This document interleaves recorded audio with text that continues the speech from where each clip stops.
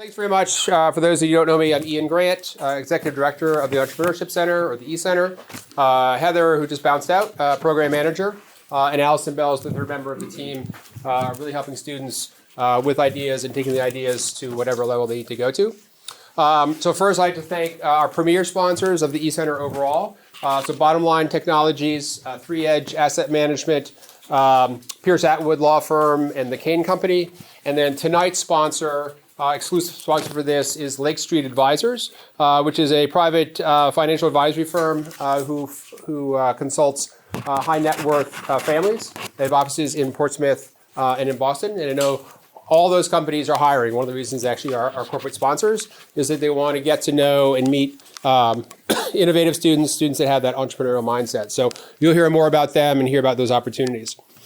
Tonight, two amazing entrepreneurs, really excited for tonight. Tyler Goodwin from 360 Intel, also an alum. And then Alex Vandermark, co-founder of The Juicery. So we're going to hear from them. Jerry Howard is the moderator, a entrepreneur himself, has his own strategic marketing company, but also did the corporate stint, pretty high positions at Coca-Cola in a global marketing role there, and then for Procter & Gamble. So before I turn it over to Jerry, just a few housekeeping things, some events that are coming up. So at the very end, we have a raffle. So you guys got all raffle tickets. So we have some UNH swag and we have some juice-free swag as well. So stay tuned for that. Couple things coming up. So tomorrow, so the Entrepreneurships Club Wildcat Tank. So think Shark Tank, but it's the Wildcat Tank. Pretty simple 1 or 2 page submission due tomorrow. That is actually on Monday. Whether you submit something or you just want to see student ideas, that's actually a fun event. On November 1st, we're having a hackathon, ideathon. That's basically a 24-hour event. This one's pretty cool. This is actually sponsored by the Kane Company, and it's going to be reimagining an office park for young professionals. So actually, we'll hop on a bus, go to their office park in Newington, sort of look around, get a sense, and then come back. I'm not going to give more details than that. But again, this is not about, even though we call it a hackathon, you don't have to know how to code. There's actually no coding or anything about like that. It's more imagining an environment that you would want to work at, internship or once you graduate. So that's actually going to be really pretty cool. There is a limited number of seats for that, so I would absolutely register for that. If you're an I2 Passport, you'll see stuff from Heather.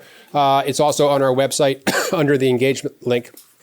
Following that, so that's on a Friday to Saturday. That Monday, we have a pitch bootcamp. So basically learn how to pitch yourself as an individual, right? So one of those most important skills, whether it's an idea or not, you can obviously learn how to pitch your idea or a company you have, but how do you talk about yourself, right? So you are your own brand.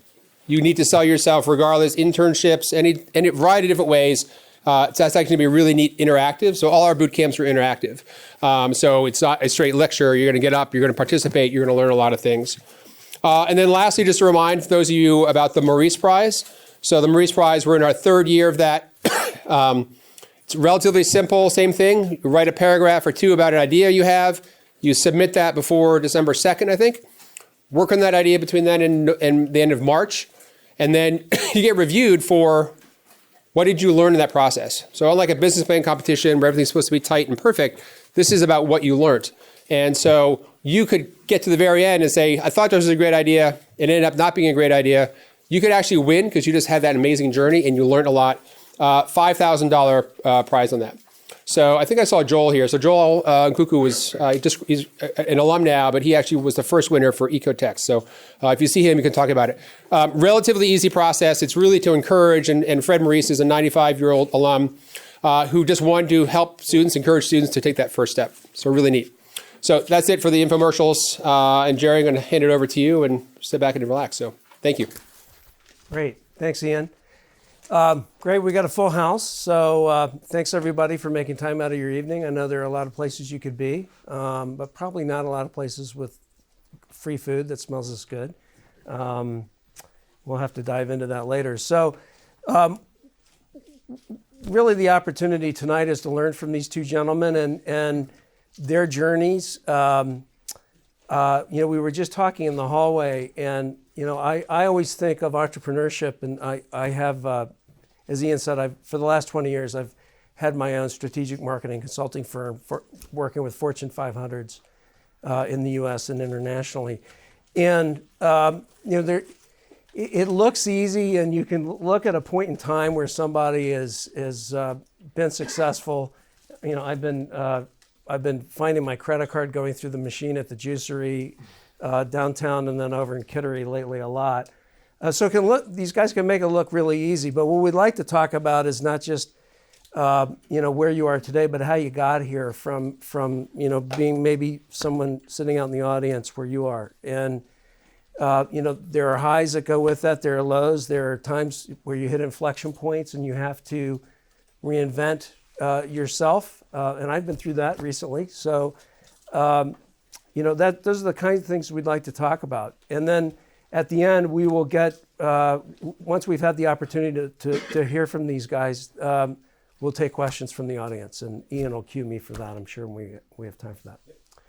So the slides are up for the juicery. So maybe just if you want to introduce yourself, yeah, sure.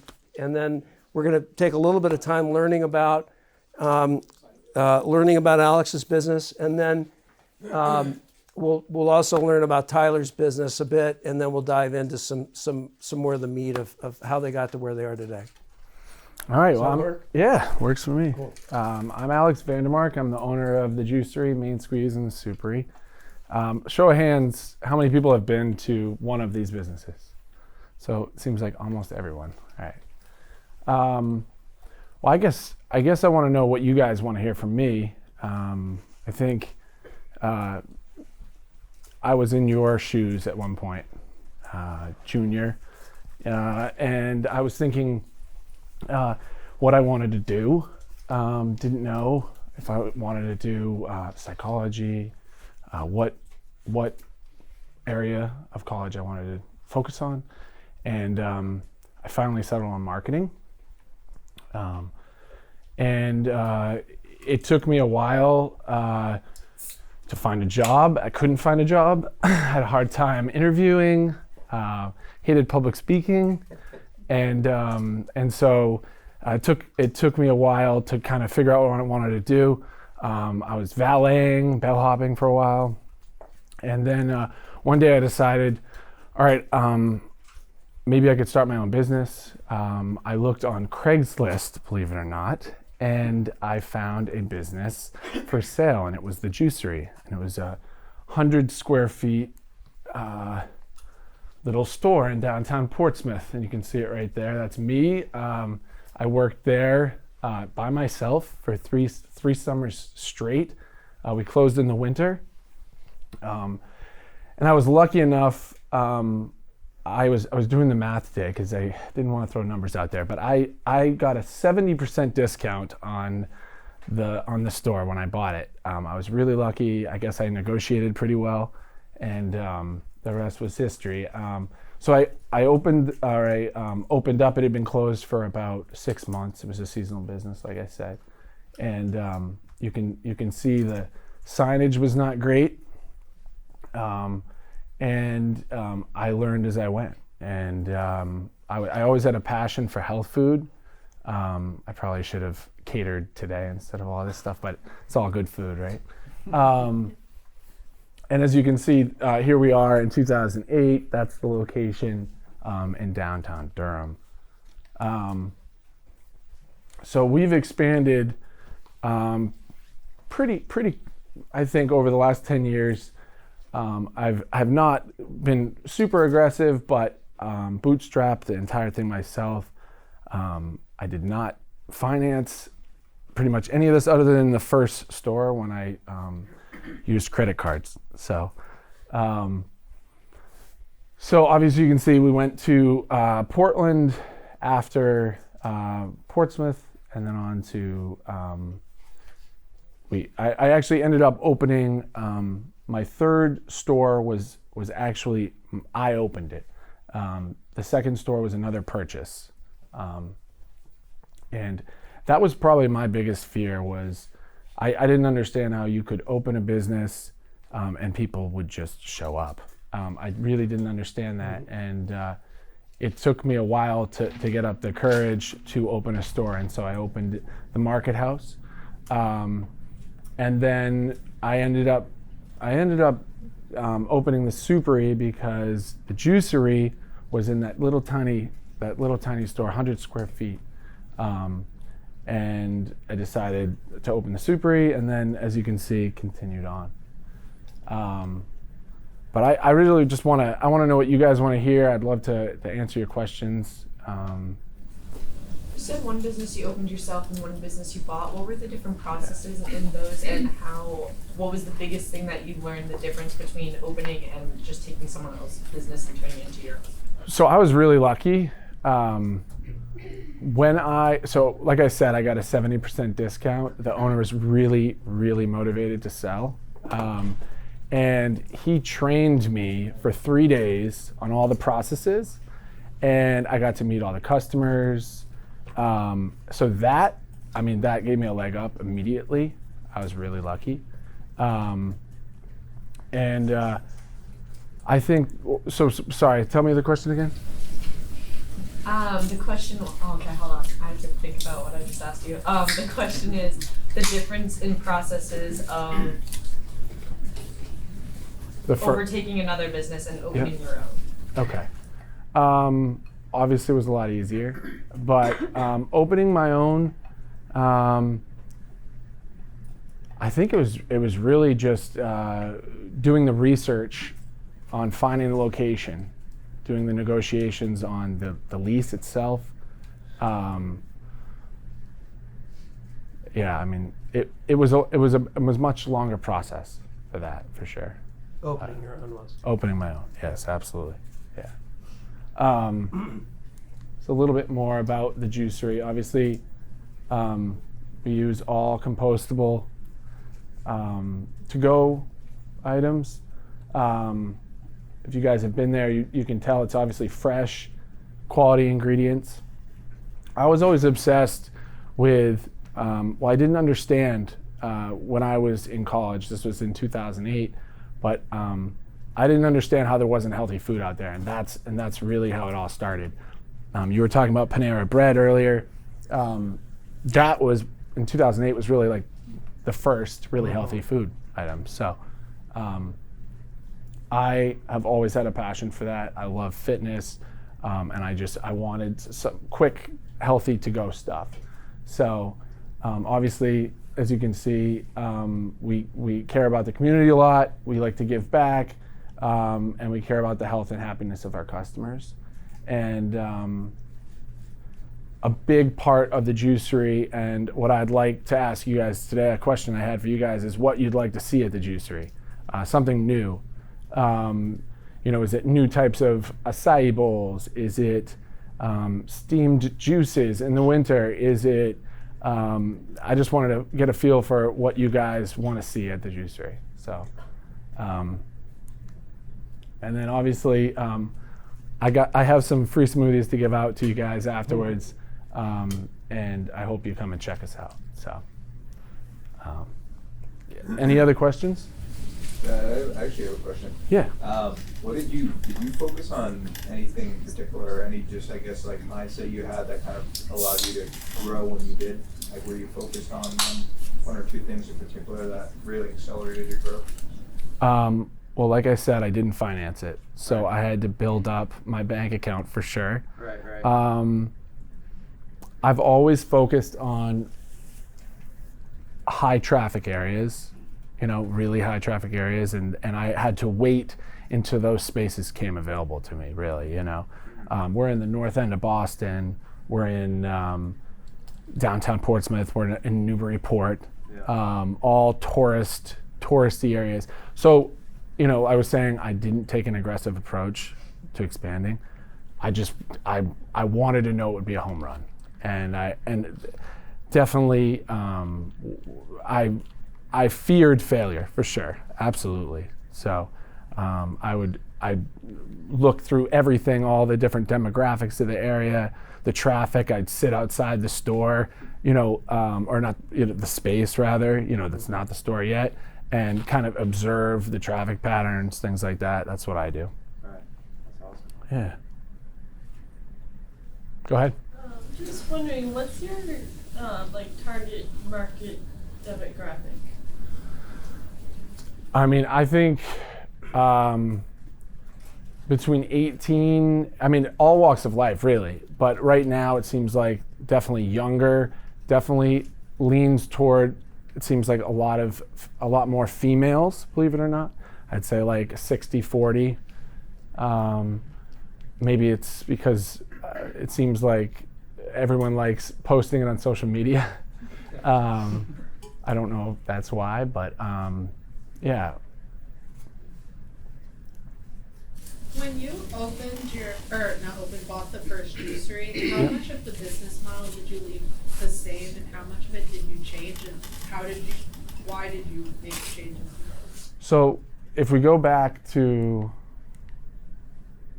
that, I thought ridiculous signage, that was one thing. I wanted it to appeal to everyone. So I wish I had a picture of the first sign that we had. It was, I think, green and red, and it said the Juicery Smoothie Bar, and that's all it said, because I knew that people wanted smoothies over everything. And if you can see it, it says the best all natural smoothies ever. I thought that was what got people in there, that tagline. But I think a lot of people were intimidated to come in there. They thought it was too healthy, so I kind of like changed the vibe. It was just me in there. I'd go to the gym, go right in there, and I'd be working out, giving out smoothies. And so I think I changed the vibe. I made it look inviting, appeal to and to appeal to everyone. Like I said, that's the demographic. Really, everyone. I mean, all walks of life come into the juicery. That's something I think is really cool. You see the 12-year-old kid coming from soccer practice to like the 90-year-old who's walking in, who gets their wheatgrass shot and their lifeblood every single day. So it's cool to see that. That would be me if you were closer to me. I love the place. So if we can, we'll come back. We'll have plenty of time to kind of dive deeper into the juicery, and thanks for sharing that. Yeah, for sure. Tyler, let's hear about your business and your journey, and then we'll make this a bit of a conversation. Yeah. So before we move off the juicery, I don't think you know this, Alex, but my wife, and this is my wife in the front row here. But my wife and I, when we moved to Portsmouth, we lived one building over from the juicery. And at that time, it was still where the Supery is now. So we go way back. We're loyal customers. But anyway, so my name's Tyler Goodwin. I run a company called 360 Intel. We operate in the market research space, but our primary service offering is something called mystery shopping. Have any of you heard of what mystery shopping is? One person, all right, nice. 2 people. So mystery shopping, Jerry knows what it is, so 3. I know. So basically a business, mostly a B2C type business business like Alex's would hire us to send in these mystery shoppers and evaluate the customer service that they're receiving. So they can customize what data points they're looking to collect, what their expectations are of the customer visit. With us, we send in the mystery shopper and then house that data for the client so they can make operational and training decisions from there. So we're based in Manchester, New Hampshire, and originally we were born from a company my father started in 1999. It actually started as a recruiting company called Goodwin Hospitality, and over the years we grew the mystery shop division as part of Goodwin Hospitality and had enough success with mystery shopping on its own that we wanted to split it off, rebrand it, and focus on the growth of that side of the business exclusively. So we created 360 Intel. Again, that's what I run day to day. I actually run it with my best friend who's an alumni as well. So it's kind of in the family and friends, and we have a good time running it. We operate in all 50 states. Most of our clients are in the hospitality space, restaurant groups that tend to be more regionally focused, 5 to 50 location type places. And really the main purpose for somebody to hire us to send in these mystery shoppers is to make sure that what the brand standards that these companies have in place, the training that they've invested in is being followed up on, and they have measurables that they can keep track of with our program. And then at a granular level, they want to make sure that everybody's on their toes. You know, the folks in the actual locations are looking at every guest as a potential mystery shopper and hopefully stepping up their game accordingly. So that's what we do in a nutshell. Great. Wanna give the floor back to you, Jerry, and Sure. take it from there. Sure, thanks for that. So, so we've got professional services here and market research covered, and then we've got a very successful retail establishment. So, a lot to cover. Maybe if I could come back to you, Tyler. Well, when you and I spoke on the phone, and you mentioned this before, that this is a family business. It's part of a portfolio of companies that your family has. What was that like? Because I think maybe some folks in the audience might face that, or we all may have opinions about what that's like, but you've lived it. So what's it like to go into the family business after college? Yeah, so and kind of get to where you are, right? I know you didn't start as a CEO. No, straight no, out I of did college. not. So my father and I, first of all, have always had a really great relationship. So that made it easier to transition into a professional relationship too. Obviously, it's much different when it's your dad in a family setting versus in a professional situation. So the trajectory for me was definitely not on the straightened path to being where I am now. I was actually a history major here as an undergrad and didn't really have any desires to go into the family business, but once you graduate with a history degree, you realize you don't really have a lot of options. So what I ended up doing was taking a entry-level sales position at what was then Goodwin Hospitality. And I figured I'd try that for a little while and figure out what I wanted to do after. But I liked it and I found success. I enjoyed being in the sales world and helping my dad grow the business. And had enough success where one year led to the next, and I took on more responsibility and earned my way up the ladder in terms of respect with the peers that I had in my company.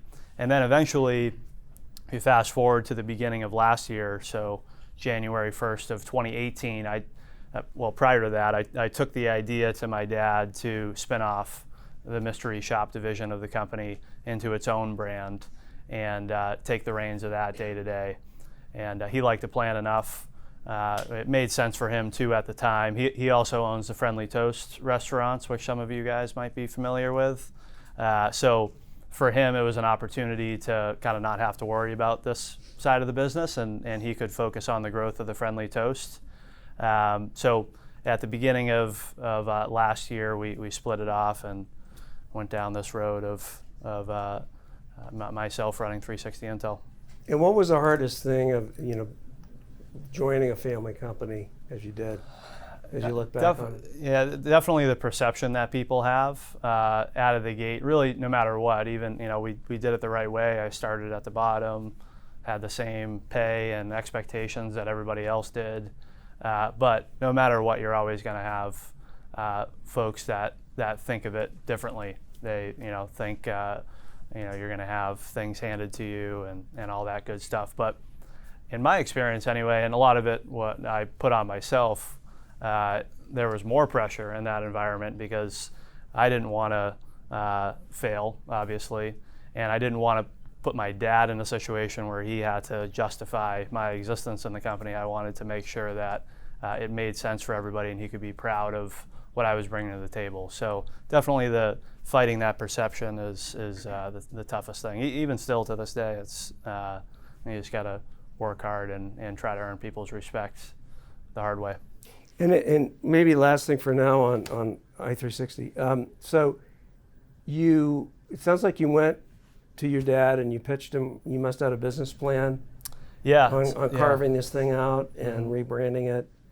If you could share a little bit about that, Sure. that experience that you had. Yeah, so to give you a little bit more perspective, Goodwin Hospitality had two main divisions, a management recruiting division, so a headhunting firm for the hospitality industry, and the mystery shop division. They operated as one company, but really didn't share anything else in common. But we were, I felt, holding each other back, both divisions, because we were sharing resources, sharing a mission statement that didn't really work for everybody, sharing a culture and core values that didn't work for both parties. So a big part of why I brought the idea to separate the companies to my dad was, hey, let's create two separate brands that are ultra focused on what their true purpose is, so that everybody on the team can have that expertise and be dialed in to that mission, and let's go for it. Have our own resources and all that good stuff. So that was really the basis for the business plan that I brought to my dad. And again, like I said, he was at a place in life too where he wanted to focus on the friendly toast. So it was a win-win from that standpoint as well. Great. And I lied. I had one more thing for you before we move on. So mystery shopping, and for those in the audience, and I do, as Ian said, I do marketing strategy consulting work. So there's been a big movement the last 20 years, voice of the customer, within organizations, even ones that historically were not necessarily very customer-centric. So maybe tell us about a meeting where you went into a client and you had to give them some bad news that, hey, you're at the retail level, it's not working, and here's what's going on. And then in a circumstance like that, how do you get them to hear it and then act on it? Yeah, so I'm going to change the question around a little bit, because what we do is just purely on the data collection side. We don't really take the consultative approach to the data we're collecting. So we wouldn't go to the client and say, it looks like you're struggling in these areas. Here are the 5 things you can do to fix that. I think that's more along the lines of what you would do. But what we do see happen is actually on the opposite end of things, when things are going really well and our clients are getting amazing mystery shop scores. They say, well, we don't need this. We're doing everything perfectly. They want to drop it. They want to drop it. So at that point, we have to articulate the value to them beyond just discovering bad things happening at their operation. And what that means is, again, a consistent check-in, a pulse check with whatever their brand standards are. And to make sure that they understand that it can be a positive thing too. A lot of companies come to us saying, I think somebody's stealing from me, or bartenders are overpouring, things like that, which is a legitimate use for mystery shopping, but it's more on the negative side of the scale. On the positive side of the scale, a lot of our clients, when they do perform well, use the mystery shops to reward people for getting really high scores. They take it as an opportunity for locations to have competitions against each other, so you can get the highest scores, things along those lines. So once it becomes ingrained in the culture that way, we become a little bit more sticky. Great. And Alex, so maybe let's come back to you a little bit around your growth plans, because when you look at your locations, and I mean, I just, as an outsider to it, I think of the failure rates in restaurant businesses, and certainly looking at how many ice cream shops and the like have gone in and out of Portsmouth, for example. Now you've got this footprint, you've got great real estate. Tell us a little bit about how you went from the guy owning, one store kind of mom and pop thing to having this portfolio in these marquee locations. Yeah, I mean, I've always been very conservative with my lease negotiations. I've always signed only 2-year leases. Now I'm willing to take more of a risk. But financially, I was always only looking for awesome landlords, and I've been lucky enough, no what they call triple net leases, only gross leases. And so, like I said, just very conservative. But in the future, I am looking, we have 3 opportunities, one in Boston, one in the North Shore, and one kind of around this area, and I'd say it, but I don't want to jinx it. And I think I'm getting a little bit more aggressive, or willing to take a chance. on a 5-year lease. It's crazy because they all want you to sign 10-year leases or 5-year leases at a minimum. So I was spoiled. I had this like really short-term plan. I knew I could pull the plug and walk away and not lose my shirt. So I think the plan now would be, I feel like I'm in a good place. I have a great team. For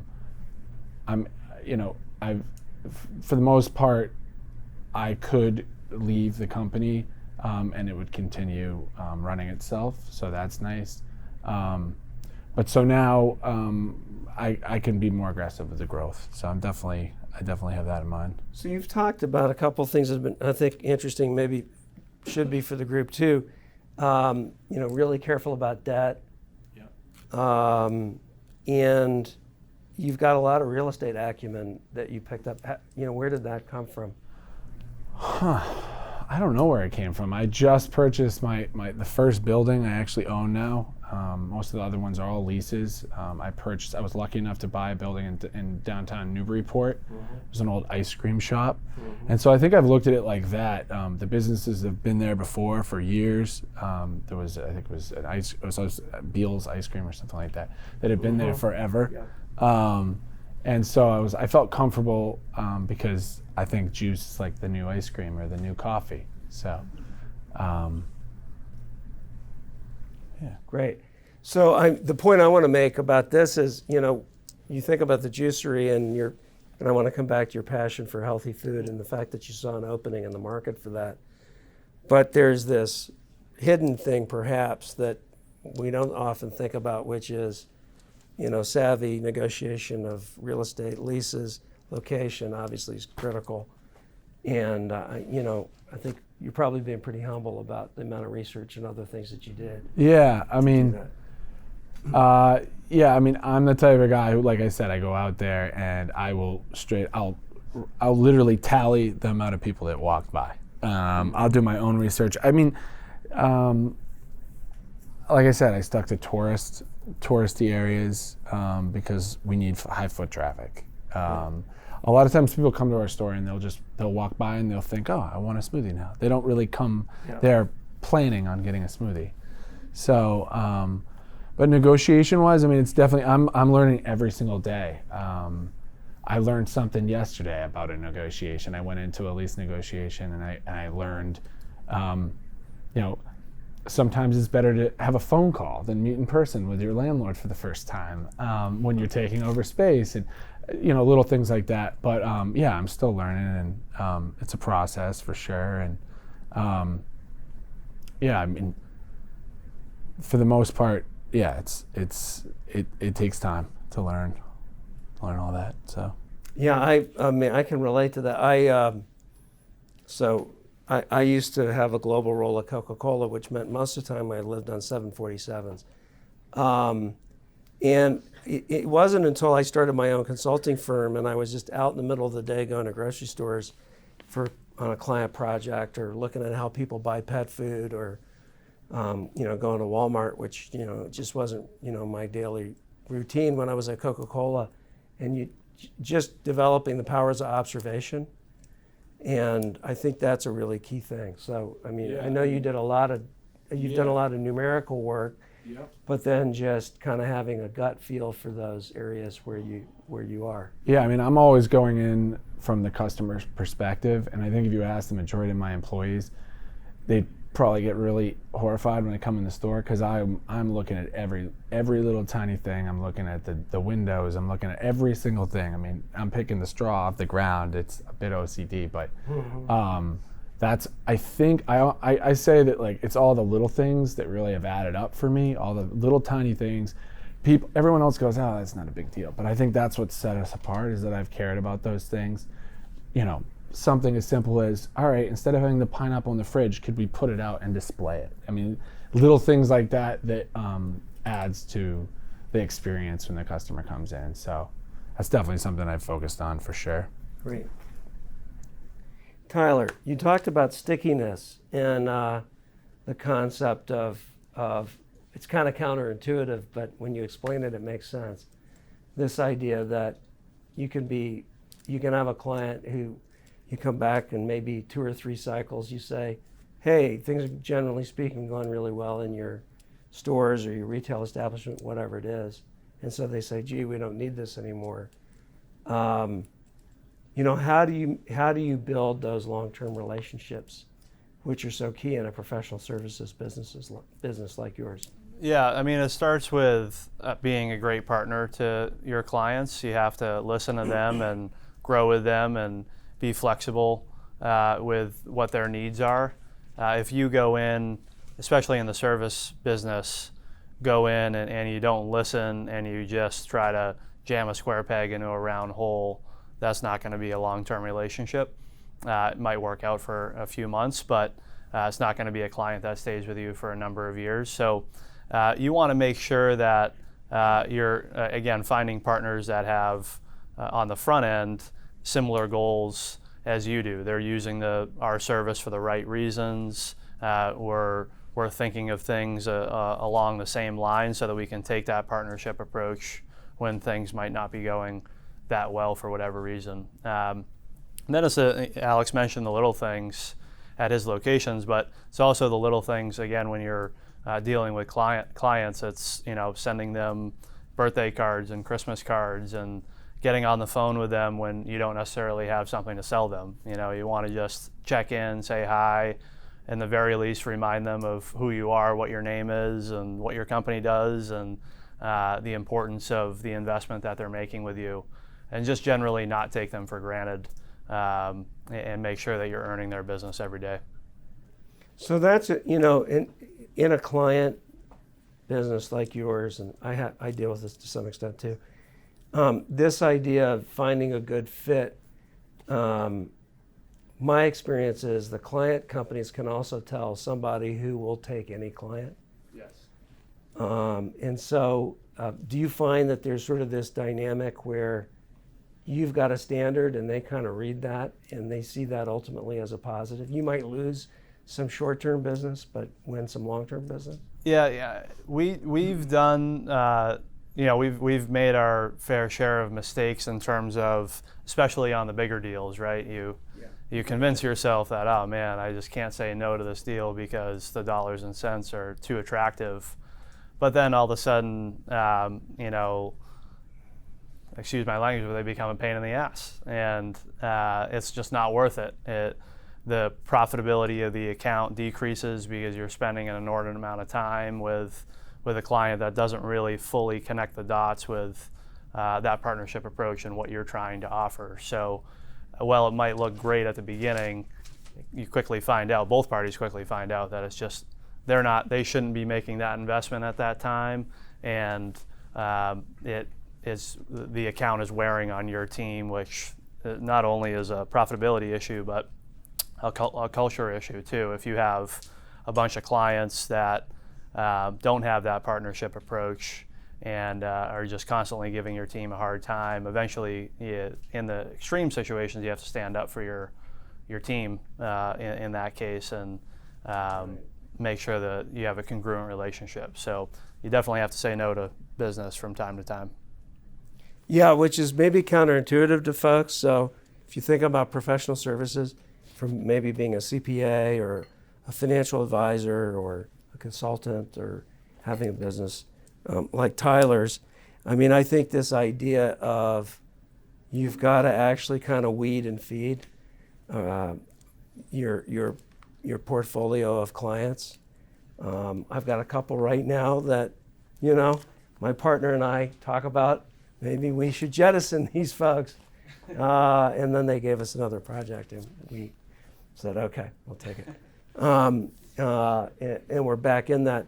But for those of you thinking about professional services, client services, if you're dealing with, enterprise selling, selling to big organizations where you're having to deal with multi-level selling, which is very complicated, you have to be aware that, am I investing my time in the right way, even though it looks like on paper this should be a slam dunk, I should want this business. So it's a kind of an interesting thing.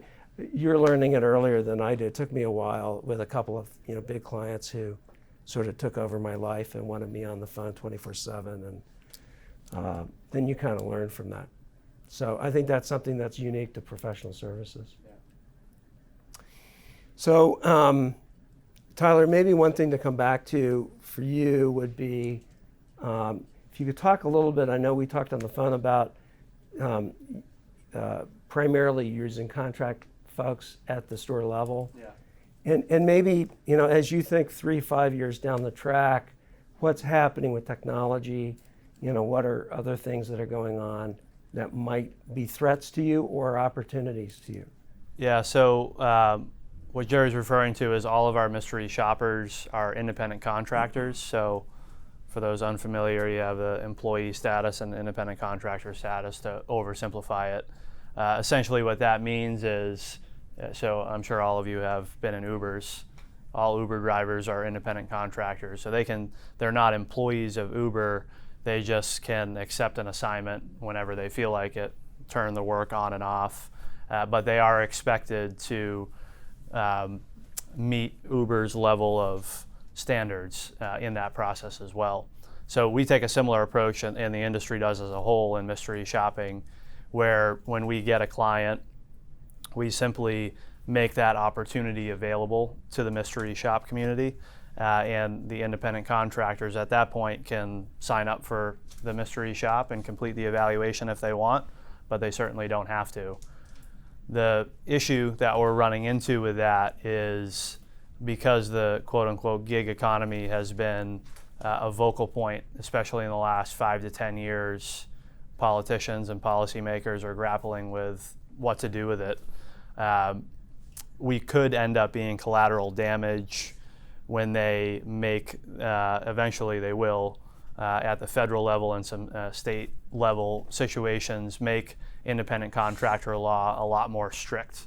And what they're really doing is going after the bigger fish like Uber to try to get them to classify their people as employees. But if a law comes down where all of a sudden the independent contractors that we use and are the basis for our service offering can't be independent contractors anymore, then the business model ceases to exist, not just for 360 Intel, but for the industry as a whole. So that's obviously the biggest threat. And it sounds like a doomsday scenario, but it's still it'll work out based on potentially having carve-outs for the law. I don't want to get too far into it, but that is certainly the biggest threat. And in terms of technology, And can I just interject one sorry. thought on that? Just maybe put a button on that point. So, I think what's interesting. So Tyler's kind of, to me, you're outlining the need to look. You're having to look at on a pretty big scale, kind of the way the wind is blowing and how that might affect you, as opposed to sort of having the alternative might be, oh, that's really all about Uber. That's really all about other businesses that are focused on contractors. So I'm and you and I talked about this. You're quite up on what's happening with all that legislation, which could be happening federal, state, or local, right? absolutely, yeah. That's what makes it the most challenging is there's not. So we operate in all 50 states. We're completing mystery shops in all 50 states in Canada. And in each of those 50 states and at the federal level, there's different independent contractor laws. So for a small company like us, it's basically impossible to remain in strict compliance with 60 plus different employment laws. So to the greatest extent of time that I have, I try to stay up to date on what's happening. And I do sit on our industry's board, the Mystery Shop Providers Association. Bet you didn't know that existed. And I, as part of being a board member, sit on the legislative committee there. So that's helpful in terms of making sure I'm staying up to date on things. But in any business, I mean, it's not unique to us. There are factors outside of your control that you have to stay up to date with for sure. And sorry, I cut you off. You were going to talk about technology. Yeah, this is, real quick with technology, I get that question a lot from clients or partners that we have who say, don't you think mystery shopping is going to be going by the wayside because everybody's purchasing things online now, and less people are going to the stores and all that. But I personally think it's an opportunity because we have the ability to help clients measure an in-person reaction that, in my opinion, has become even more important because it is happening a little less. So when folks do go to a restaurant or they do go to a retail location, they really do only have one chance to impress that individual.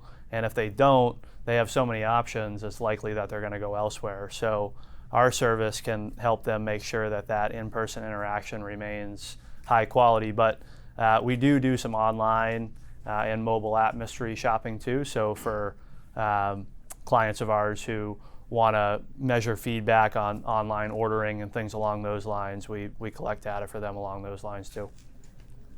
Great, thank you. Alex, just shifting gears a little bit. So you mentioned this before, but I wanted to dive a little deeper. The idea of you had this interest in fitness, health. You were asking yourself, why aren't there healthier options out there food-wise? What's it like to be working in an area that you're actually making an impact on something that is kind of core to who you are? Yeah, I mean, I remember back to, I think it was senior year, I tried to get a job with a healthy fast food company in Florida that did air-baked fries and burgers. And so I was like obsessed with that and didn't get the job and didn't end up doing that. But now I'm, we're lucky because in the Seacoast, everyone's super into fitness and healthy food. So I'm there every single day getting my prana and my I'll get the Buddha bowl downtown. I'll get the acai bowl occasionally. But yeah, it's awesome having that readily available, for sure. Great. So maybe turn it over to the audience now and leave time for questions. And yes, sir. So Alex, you mentioned having a great team that you can trust with operations. Yeah. Having started completely on your own, how did you build that positive culture? Yeah. And how has that strategy shifted as you've expanded? Yeah, I mean, I think the one thing that I'm always telling my employees to improve on is delegation. I mean, that's like the hardest thing. And I think I struggled with that in the beginning, feeling like I had to do everything myself. But I think that's one thing that I've definitely improved on is trusting in them to do the job and do it right. And I think that at least that's the feedback I get from them is they're like, you're not calling me on the weekends. Like, I'm not an overbearing guy, and they get it done, and they get it done really well. And it makes me super happy that they're doing it and they're acting in my behalf like an owner. And I'm super blessed. I mean, the team I have now, I was thinking about it yesterday. I mean, I used to stay up late at night worrying about, managers leaving, things like that. And now it's pretty much spread out amongst everyone. We all scratch each other's backs and figure out the problems together and fill the holes. And so I think, for the most part, I've always been the type of guy that will listen to any employee, and I'm always telling, like, I'll talk to a team member today down at the Superi, and I'm the type of person you can approach, and I will listen, and I care. I really do. I care about all my employees. So I think they feel that, and I think they respect me for that reason, and I think it's worked out for me. It's worked really hard for me. So that's definitely one of the main reasons. Great. You talked about that you have compostable products. Yeah. Are there other sustainability measures that you've been taking, like locally sourcing products or anything else you can speak to? So I'm constantly doing that, trying to figure out partnerships. It's really difficult. So I've done it a few times with, bought carrots from a local, but it's very difficult because now we're in this position where we have 8 stores that need carrots. We need, 3 50-pound bags of carrots every day, for our smoothies and juices and things like that. So we run into that issue. But for example, I'm always trying, I know that's more important now. I mean, even companies like Target and Walmart, they're all going local. It's really important to the customer. So I'm trying, our wheatgrass is from a company in Massachusetts. beets from Vermont. But I try. You could buy strawberries from Egypt.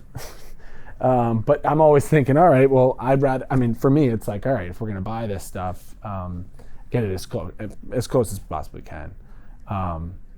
But yeah, it's definitely a focus for us. Yeah, all the time. So. But I think you raised an interesting point. Even at 8 locations, you're starting to get into scale issues. Yeah. Oh, yeah. And it's.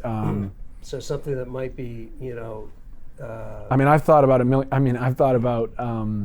I'm always trying to cut out the middlemen too.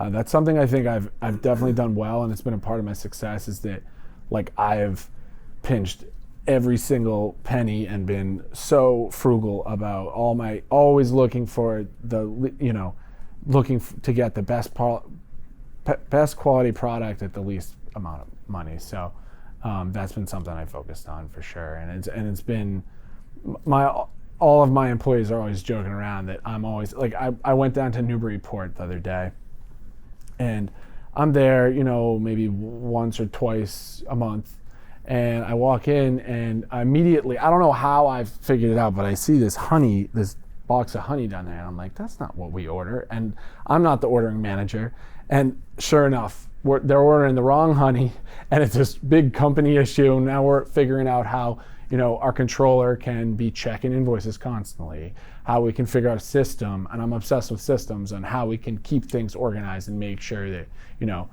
those things don't get missed. So. In terms of making an impact and making healthy food more accessible to people, have you ever considered opening a location in a low-income or food desert community, and do you think that there's a place for that kind of thing in your business model? I do. I'm a believer that there's going to be a smoothie, juice, healthy food concept on every single corner. You see there's like Subways, you see these things, and yeah, the price can be more, but I know that people care about that. So, for example, it's funny because we're on the seacoast, I don't consider any of it really low income areas, but for example, Somersworth, we opened a juice bar in a gym up there, and I think the only thing that it's the only juice bar that I've closed down, and I think the real issue was that it was inside a gym and it didn't have the correct signage, and folks would walk in and they felt like they needed to check in at the front desk, and it was an issue. But I think I've actually thought about doing like a drive-through concept in Somersworth in that same area, because people were obsessed with it. We had that issue with them not feeling like they could come in. They were allowed to. They just needed to check in with the front desk. But I think everyone, at least you see juice bars popping up everywhere. So I'm a believer in it. So, yeah. Just a question for both of you is that you clearly have a lot of employees, right? So continued growth, high volume, in this economy, in the seacoast and in Manchester.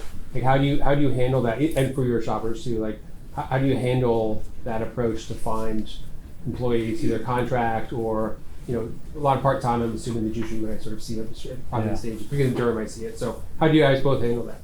Yeah. Well, he uses my sister for that. I've been super lucky. It's been a crunch right now. I'm sure you know that. The last year really has been really tough, and all my managers would say that. But we've been really lucky because I think young folks like to work there. It's kind of like a cool hip spot. They get free smoothies and juice, and they like that aspect of it. And I don't know, like to your point about like the culture and like just a positive vibe, I'm always like, let's just come in and have fun, like just enjoy our time here.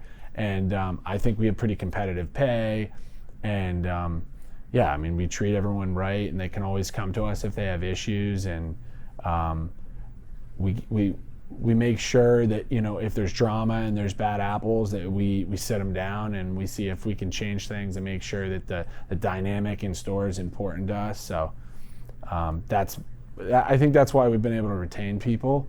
And I think people have just been like really excited about growing with us too. There's a ton of opportunity for, 18 to 23-year-olds are the average age of our managers, and like they learn a ton, and I think they have competitive pay, and it's not rocket science, but they learn a ton, and I think it sets them up, and it looks great on a resume for managing a store. So not many kids that age can say that they've managed a store. Yeah, we take a similar approach. I will say the key is on the front end when you actually have candidates to make a good hiring decision, so that you don't have to then circle back and find somebody else, because firing people is the worst. And you never get used to that. I'm sure Alex feels the same way. And most of the time when that happens, it's because you made a bad decision in the hiring process. So first of all, you want to avoid that at all costs and get really good at interviewing people and figuring out who they are and figuring out if they're going to work with your culture. But obviously we're in a little different spot. We definitely don't have the sexy industry appeal. When I was talking about independent contractor law, I think I saw a few of you fall asleep. So we can't just put out an ad and say, oh, look at our great mystery shop company, and expect everybody to walk in the door.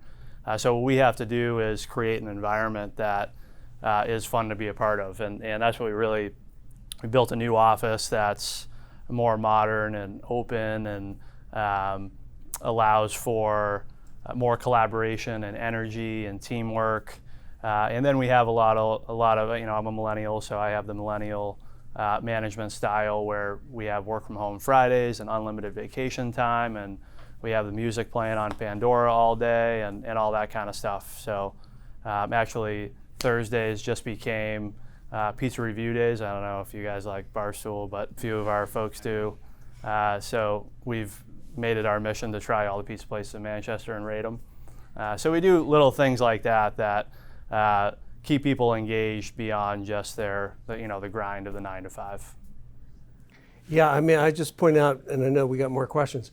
So you guys have talked a ton about culture, which is great, and defining that as entrepreneurs, maintaining it, evolving it, and that obviously affects the quality of the work. It affects your retention of your workforce.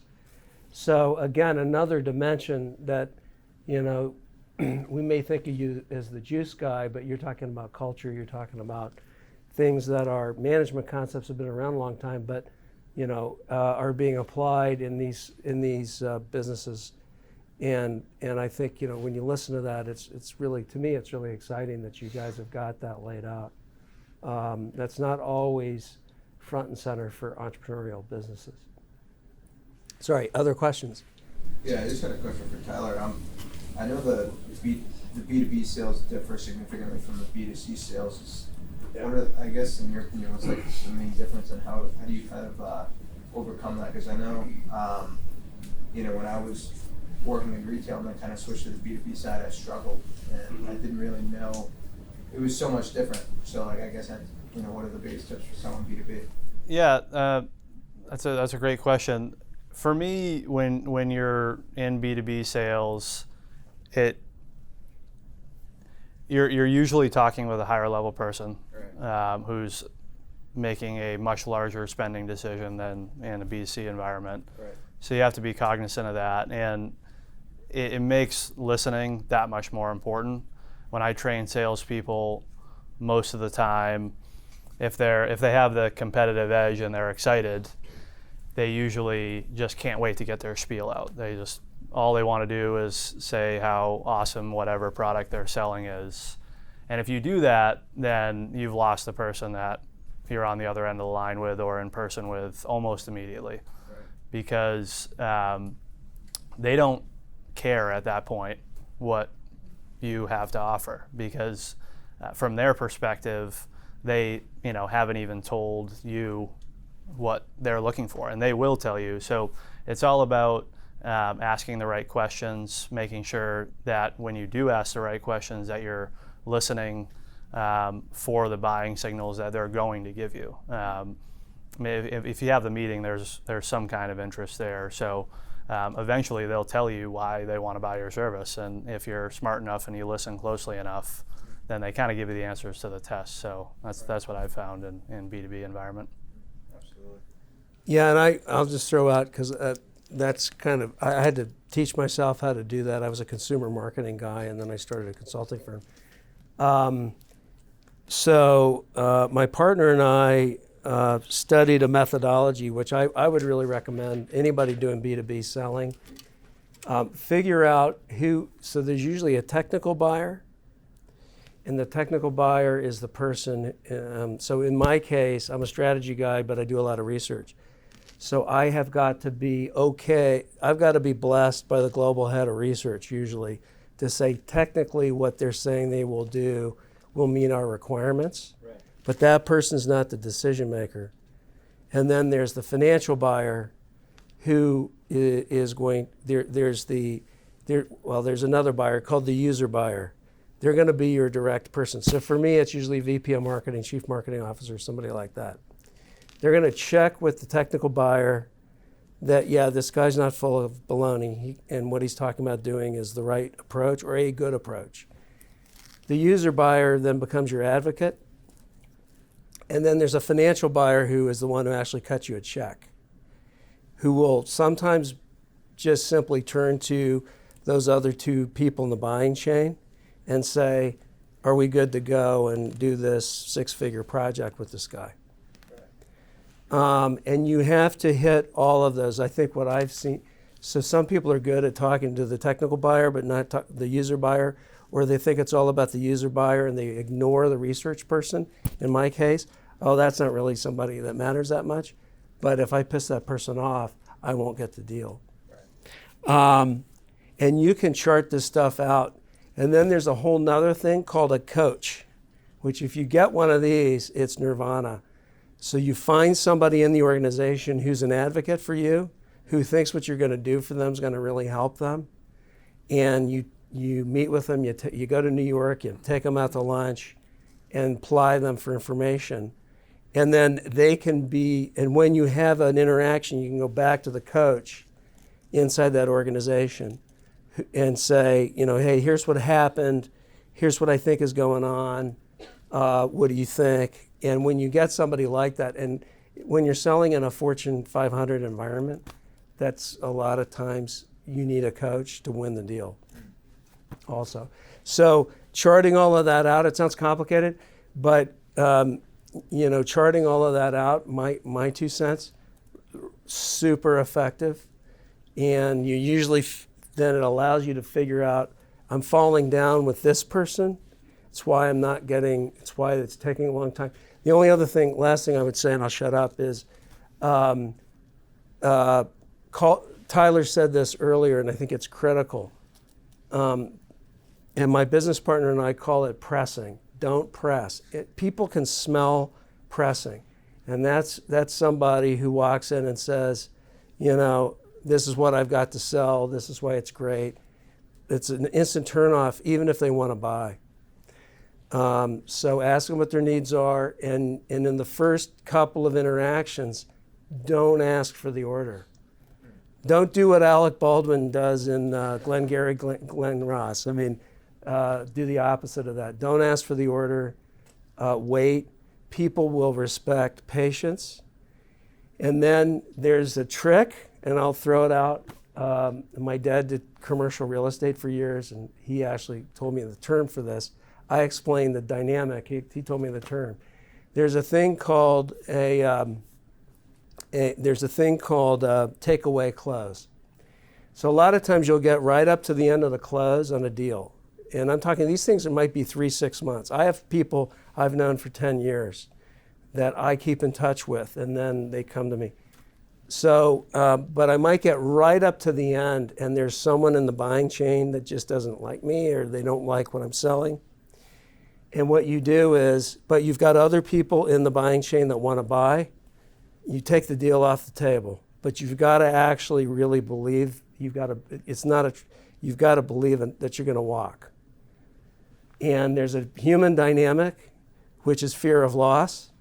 So when you do that, and I did that recently with a client where I had spent 3 or 4 months in intensive negotiations, got right to the end, the deal wasn't closing, so I just called them and I said, it just feels like something's going on. It's okay. I have a lot of other commitments anyway. I'm going to take a couple of other client engagements. And they immediately closed the deal. So it sounds like it's a trick. It's not really meant to be, but it's a human dynamic, which is if they think they're in the power position, you kind of flip it. I wonder if that works with lease negotiations, because I'd like to try it. I think probably it can if they feel like they're in the power. They got the pole position, and you kind of flip the power equation. But you have to be okay with walking away. Yeah, Right. but you Yeah. have to believe it can't really be. You can't be faking it. Yeah. And they have to read it. Yeah. Sorry, that was a longer answer to a Thank you short so question. much. But Thank you. What was your favorite interview question? Like if you're giving an interview. My favorite interview question? As my wife knows, I'm a book nerd, so I like to ask what they're reading currently. Usually tells you a lot about them. If they say they're not reading, that's a tough answer for me. I don't care what it is, really, as long as they seem engaged with it and excited about it, and that they read with some kind of regularity. and why is that? What do you think that's indicative of?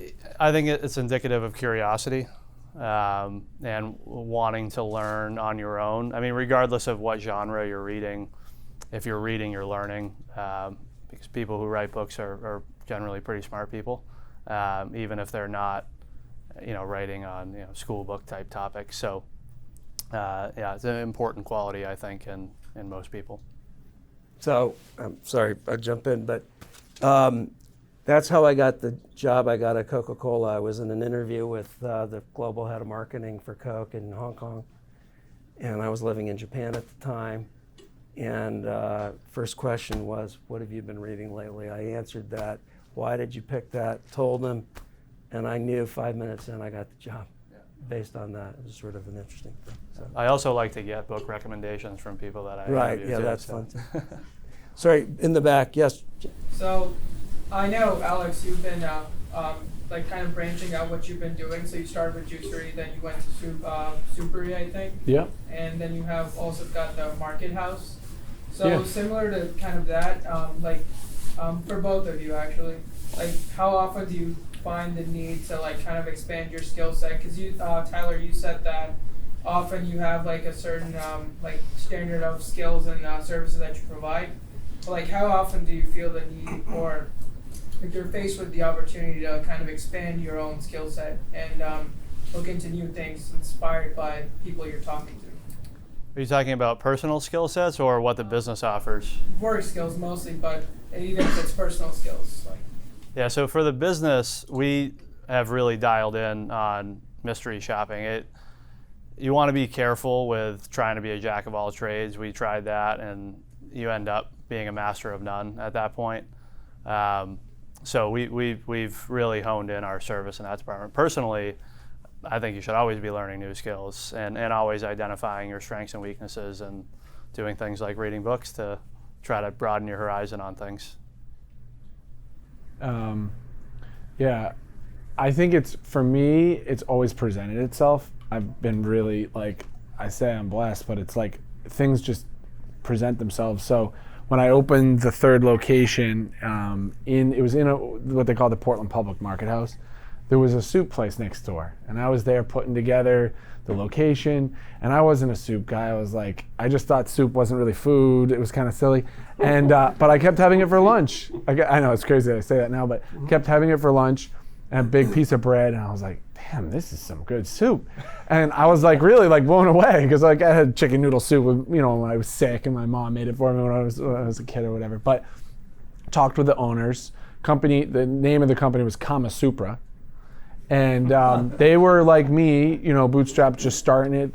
I think they were brothers from I think London or something, and they had come over and started doing that. And I wanted a franchise originally, and I was trying to figure out something to put in the 100 square foot space, because I moved the juicery next door in Portsmouth.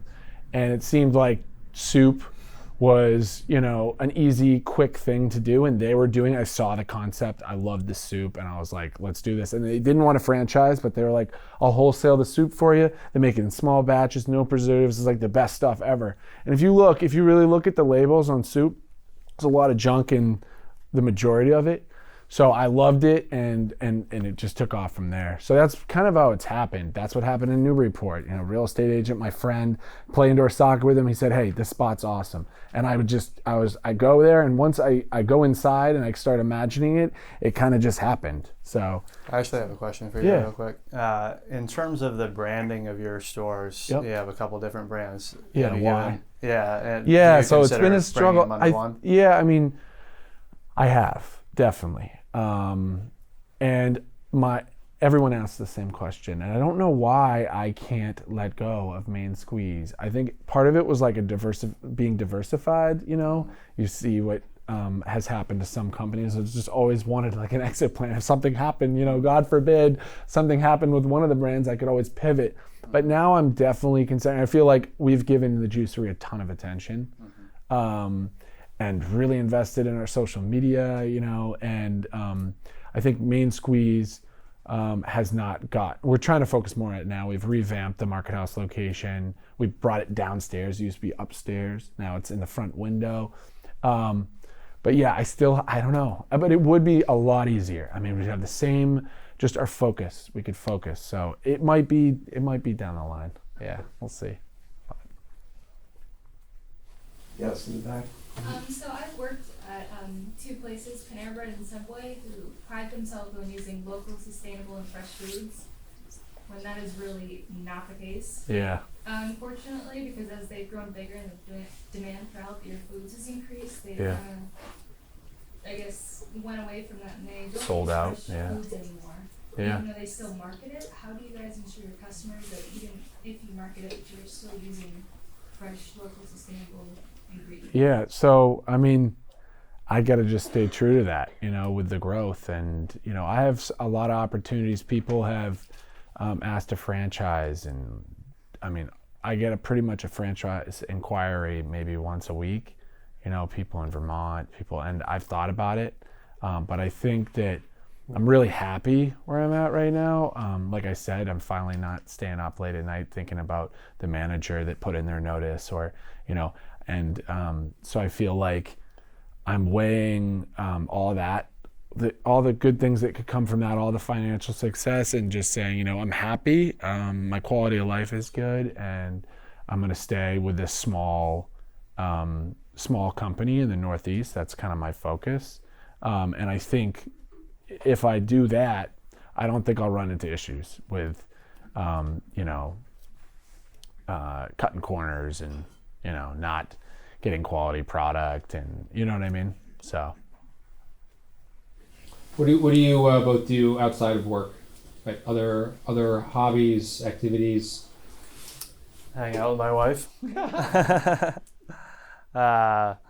Hobbies that I have are, I'm a sports guy, always been a sports guy, so I've played in the Exeter Men's Hockey League on and off for a while.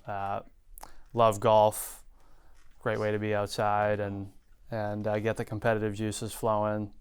Those would be the main two. Setting up your political thing too. That too, yeah. Not really a hobby. It feels like a job, so that's why it wasn't top of mind. But yeah, I am running for city council in Portsmouth in my spare time. So it's always been an interest of mine, and thought I'd throw my hat in the ring.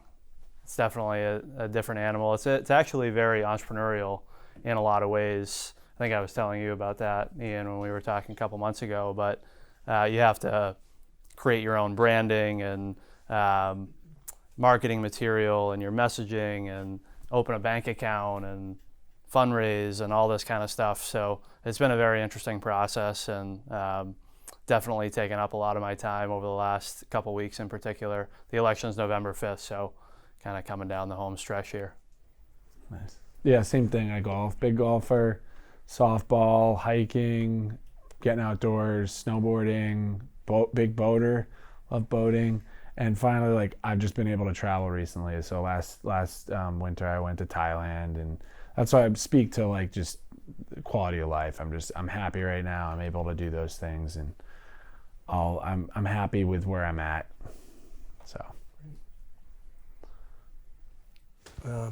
We get somebody new. Sorry.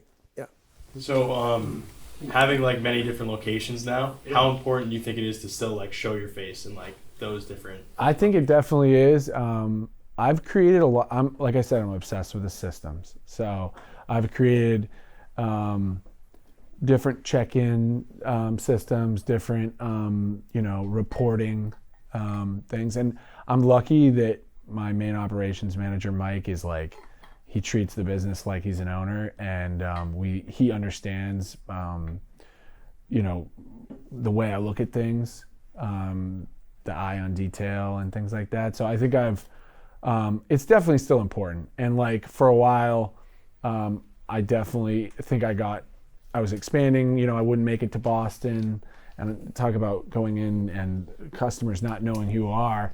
It's happened to me before, with, I'm like, okay, well here's, I actually own the place, and it's kind of an awkward interaction, but I think it's important. And we do a lot of like, meetings where we get all the team together, and I've seen like huge success with just like them looking at me with more respect when I do get down and hang out with them, and they understand I'm like, because most of the time I walk in and they're, oh God, everything in the right place, and they're all worried about it. But when they get to know me, I'm this laid back guy, and it's worked. It's been good.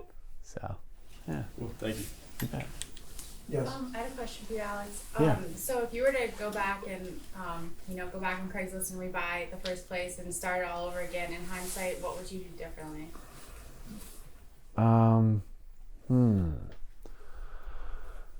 Well, that negotiation, I got really, really lucky. Guy was really motivated. I'm wondering, I think that I learned a lot in like the first year. Like I would do silly things like, I'd be making a wrap and avocados were $3 up avocado, and I'd be like, okay, we'll give them a third of an avocado. And then I'd taste that myself later, and I go, wow, that doesn't taste as good as other one. Silly things like that, and just learning that like you need it to be the way you would want it, and that you're looking for the long term. Now I want to be around 25 years, at a minimum, for the next 25 years. I hope. 100 years. I'm always worried about evolving and improving and things like that. So I think back then I had sort of like just get to the next month, the next rent, and I think if I had kind of looked more long term, I think I could have delegated better then too, and trusted in people. I was doing everything. I was delivering. I was driving to a store to pick up the almond milk and driving up to Portland, like in the 5th year. So if I could have delegated and realized like the things that I really am good at, and then maybe paid someone or found someone to do those tasks, I think it would have been better, and I probably would have grown faster. Honestly, I that's one thing I probably could. We could be at 20 stores. We could be at 30 stores. We could have franchised by now, but I'd rather be happy, and I don't want to risk losing it all. So that's been kind of approach I've taken, and I don't know, for better or worse. I don't know. We'll see how it turns out. So I think Alex and I will stay around later for those of you who want to come up and ask questions. But first of all, I want to thank you both, Jerry, for moderating. It's just really fantastic. So thank you.